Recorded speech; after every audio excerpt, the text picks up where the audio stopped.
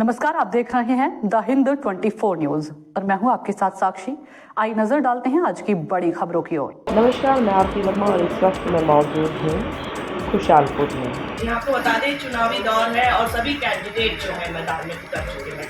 तो इसी के मौजूद हूँ नीरज जी के ऑफिस पंचायत की तैयारी कर रहे हैं। आइए करते हैं। चुनाव के लिए आप तैयार हैं और क्या क्या तैयारी आपकी हो चुकी है? देखिए, क्षेत्र में जो मेरा 22 खुशालपुर है, यहाँ पे लगभग वो सारी मेरी तैयारी पूरी हैं और मैं आपके चैनल के माध्यम से बता देना चाहता हूँ कि इस बार जो चुनाव है वो जाति धर्म के मुद्दे पे नहीं लड़ा जा रहा है, विकास के मुद्दे पे लड़ा जा रहा है।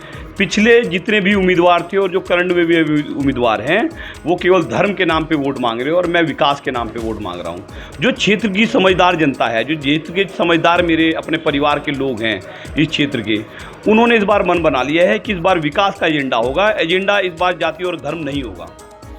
विकास की आप बात कर रहे हैं तो वही मैं आपसे पूछना चाहूँगी, क्या क्या आपकी योजना है और किन किन मुख्य चीज़ों पर आप कार्य करेंगे? देखिए, मेरा सबसे पहला जो फर्स्ट प्रायोरिटी है वो युवाओं को रोजगार की है।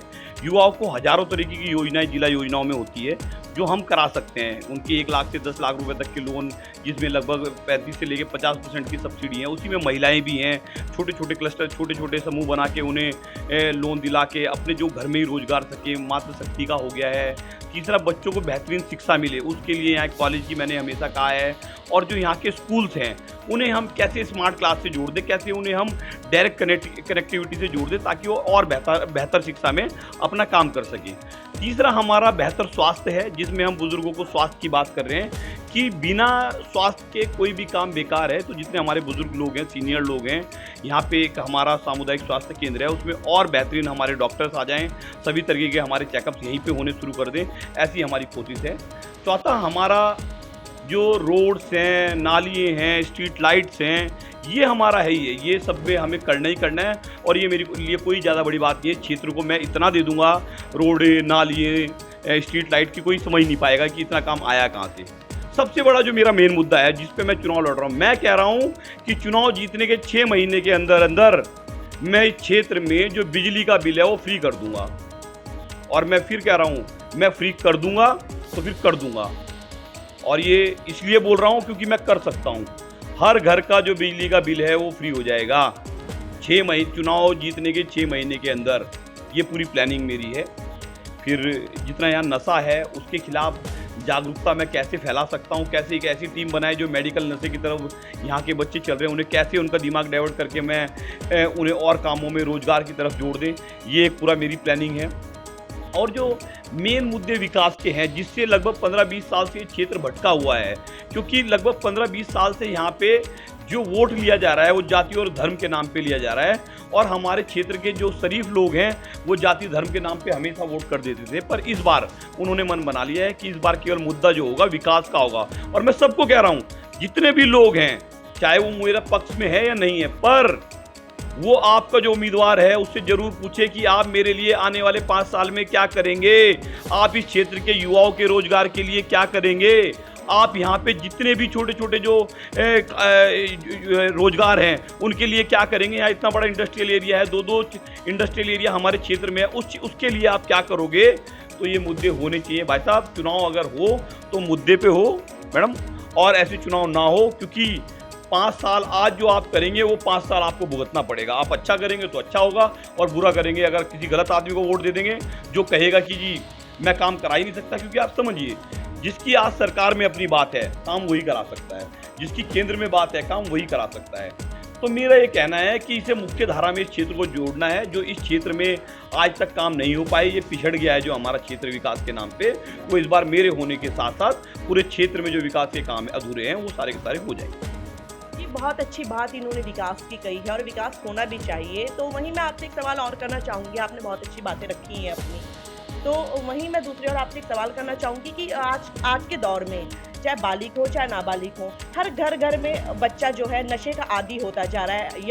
यंग्स के लिए आप क्या काम करेंगे? जो स्कूल के बच्चे हैं उनको नशे से कैसे दूर करेंगे? देखिए, मैंने कहा है कि जो नौजवान नशे में बिल्कुल लिप्त हैं उन्हें मैं पूरी कोशिश, मुझे एक सेमिनार बना के उन्हें छोटे छोटे वो कहीं रोजगार की तरफ अग्रसर करके उन्हें हम मुझे रोकना है। दूसरा जो सबसे बड़ी बात है, जो 5 साल से लेकर 10 साल के बच्चे हैं, जो फ्यूचर है इस समाज का, इस क्षेत्र का जो फ्यूचर है, उसके दिमाग को हमने डाइवर्ट करके मैंने सबसे बड़ा क्रिकेट स्टेडियम बनाया है। क्षेत्र में 30 बीघा में मैंने क्रिकेट का एक ग्राउंड बनाया जिसमें खेल कूद के सारे प्रबंध होंगे। डे नाइट मैच भी यहाँ होंगे, फुटबॉल के, वॉलीबॉल के और क्रिकेट के।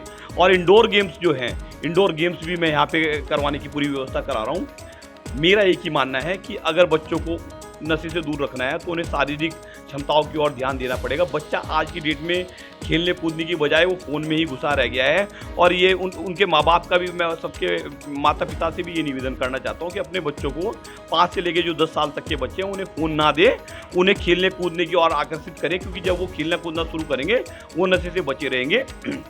मैं पहला वो व्यक्ति हूँ जिसने क्षेत्र में जिम दी और जिम के साथ साथ फ्री ऑफ कॉस्ट उन्हें जिम करा रहा हूँ।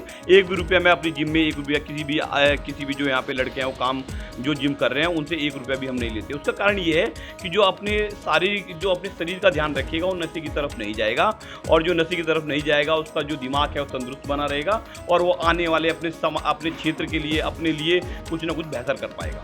आपकी ग्राम सभा में लगभग कितने वोट हैं?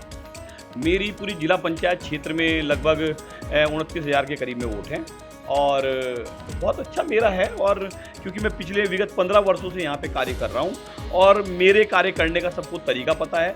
जो भी उनके छोटे छोटे काम होते हैं, जो भी चीज़ें होती हैं, अभी तक हम प्रधान रहते हुए हमने बहुत सारे काम कराए और अब जिला योजना भी हमारे साथ आ जाएगी, जुड़ जाएगी, तो वो 3-4 गुना तेज़ी से हमारे वो काम होंगे। माननीय विधायक जी का हमेशा सहयोग रहेगा, माननीय सांसद जी का हमेशा सहयोग रहेगा, माननीय सीएम साहब का हमेशा सहयोग रहेगा। मुझे ऐसी अपेक्षा है। आप पूर्ण रूप से मैदान में उतर चुके हैं और पूरी तैयारी कर रहे हैं, तो कहीं ना कहीं देखा जा रहा है कि आपके विरोध में जो लोग खड़े हैं, कैंडिडेट्स खड़े हैं, आप पे आरोप प्रतिरोप लगा रहे हैं, क्या कहना चाहेंगे? देखिए, ये 5 साल का एक ऐसा त्यौहार है जिसमें 15-20 दिन सब एक दूसरे के ऊपर आरोप लगाते हैं और आरोप लगाएं। अगर मेरे खिलाफ कुछ आरोप बनते हों तो लगाएं आप। और जो मेरे ऊपर आरोप लगा रहे, पहले उनका इतिहास आप चेक कर लें कि कितने मुकदमे उन लोगों पे दर्ज हैं, कितने बलवे के मुकदमे दर्ज हैं, कितने मर्डर के मुकदमे दर्ज हैं और कितने और अन्य मुकदमे दर्ज हैं। तो आरोप प्रत्यारोप चलता रहेगा। इस क्षेत्र की जनता समझदार है, हमारे समाज के लोग समझदार हैं, बुद्धिजीवी वर्ग समझदार है, उन्हें पता है कि क्या सही है और क्या गलत है, किसने क्या किया है। सबका रिपोर्ट कार्ड आज की डेट में हमारे क्षेत्र की जनता के पास है और वो जवाब देगी। कहीं ना कहीं देखा जाता है कि जनता की एक सोच होती है कि प्रचार हो, वोटिंग हो या फिर अपना चुनाव हो, तभी जो नेता है घर घर पहुंचते हैं। उसके बाद लोगों से मिलना मुश्किल हो जाता है, घरों के बाहर लाइन लगी रहती है, काम नहीं होते। जो लोग ऐसी सोच रखते हैं उनका क्या मैसेज देना? देखिए, मैं एक ही मैसेज देना चाह रहा हूँ कि मेरी उम्र अभी 30-32 साल उम्र मेरी है और मैं आने वाले टाइम में आपके बीच में 30-35 साल और रहने वाला हूँ। झूठ बोल के वोट व्यक्ति एक ही बार ले सकता है। मुझे भविष्य में भी चुनाव लड़ने हैं, भविष्य में भी आप ही के साथ मुझे फुल टाइम राजनीति करनी है, तो मुझे आप ही के लोगों के बीच में रहना है। मैं पूर्व में भी रहा हूँ और अभी भी हूँ। मैं झूठ बोल के एक ही बार वोट लूँगा, दूसरी बार अगर मैं काम नहीं करूँगा, जनता के साथ नहीं रहूँगा, तो आने वाले टाइम में मुझे कोई पूछने वाला नहीं होगा। तो मुझे तो जनता का काम, इस क्षेत्र का काम कराना, ये कह लो कि मेरी मजबूरी है, क्योंकि यहाँ से अच्छा काम करूँगा तभी बेहतर रहूँगा और तभी आगे तक मैं, चाहे संगठन हो चाहे और चीज़ें हों, वहाँ तक मैं पहुँचूँगा। तो मेरा एक मकसद है कि यहाँ पे मेरा एक ही मानना है कि मुझे एक बार मौका दें ताकि इस क्षेत्र के लिए मैं कुछ बेहतर करूँ। तो ऐसी ही खबरों के साथ आप हमारे साथ बने रहें। मैं आरती वर्मा, विकास कर रहा हूँ। देखते रहिए द हिंद 24 न्यूज़।